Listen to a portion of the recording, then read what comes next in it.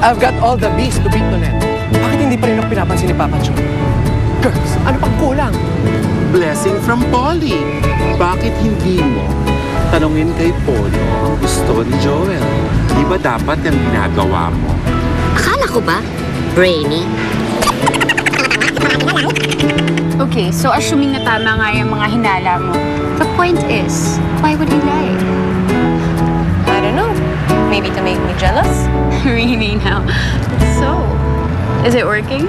Salamat ha, pero alam mo, matagal lang pa bago ko umibig ulit eh. Kasi kaliwa pa yung iniwang sugat ni Chong sa puso ko eh. Ganyan din ako nung iniwan ako ng ex ko. Sabi niya, ayaw niyang pumapagirl ako. Kaya ito, nagpakapaminta ako. Aray! Pinagpalit niya ako sa isang basketball player. Pepper! Ken, bawal ma-stress. Magkaka-wrinkle siya. Di ka na, Pogi. Tonet.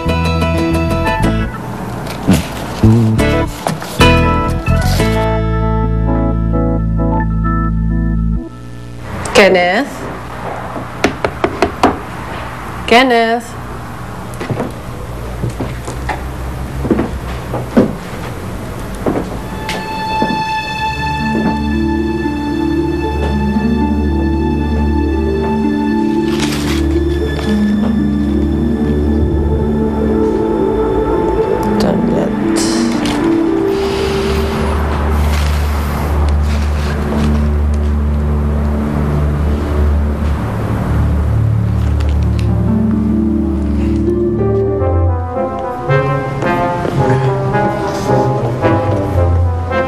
Tonet?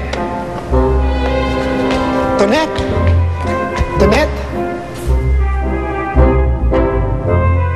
Vodka. Pasensya na. Akala ko si Tonet. Teka lang, Joel. Wala ka ba napapansin sa akin? Wala.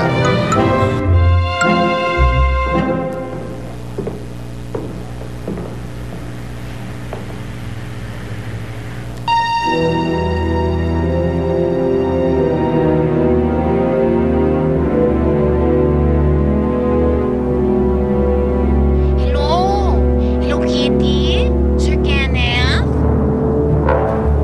Ay, sungit! Ikaw naman itong tumawag sa akin. Telepono ko ba yan? Look closely. Damit ni Tonet yan ah. Inakaw mo yan, no? Baliw. Baliw ka. Baliw. Baliw. Easy. Easy.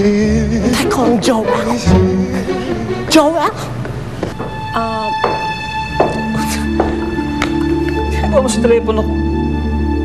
Hello? Tonet? Tonet, ganito. Tawagan kita ulit, ha? Oo, sorry. Sige, mamaya. Okay. Sige. Ano ginagawa mo sa telepono ko? Wala. I was just curious about your girlfriend. Yun lang. Curious? Yeah. Wala na ako talagang magagawa sa'yo. Pati nga. Ay! Aga yatang natapos ang date mo. Uy, kamusta? Malaki ba ang pag-asa niya sa'yo? Nag-enjoy ka? Anong na-enjoy? O gaga, mas bakla pa kaysa sa ating tatlo yun. Ano ba kayo? Ay! Noong kailan hindi ko pinangarap pumatol sa kapwa ko baklush. Wala sa bokabularyo ko ang maging tomboy! Birthday to go? Paminta! Sko! Wala. Hindi na kasi ako makapaniwala na hindi ko lang ma-process na ikaw, Kenneth Castillo, unknown playboy, tapos magsiseryoso sa isang babae. Yun lang. Ano naman ngayon sa'yo? Nagsiseryoso ako. Ganun eh. Seryoso na ako ngayon eh. Hindi mo ba matanggap yun? Masaya na ako eh. Baka naman kasi ikaw, hindi ka masaya. Kay kuya.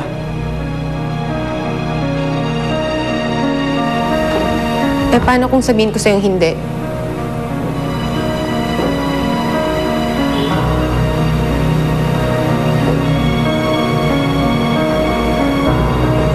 na hanggang ngayon ikaw pa rin ang gusto ko. Uy, sorry naman. Gusto lang naman talaga namin ni Coca na makatulong sa'yo para mag-move on na dyan kay Chong. Mali ba naman? Tatawa lang pa ako. Well, anyway, salamat sa inyong mga kapatid kong bakla. Pero isa lang ang napatunayan ko sa araw na ito. Si Chong, walang lamang ng puso. Alis mo. Dito na lang ako. Oh, Kenneth, dito ka pala. Kanina ka pa hinahanap ni Tita. May gusto yatang sabihin sa'yo.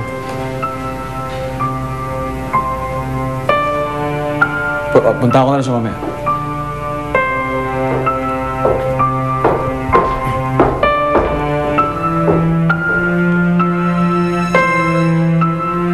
Nikki, may problema ba?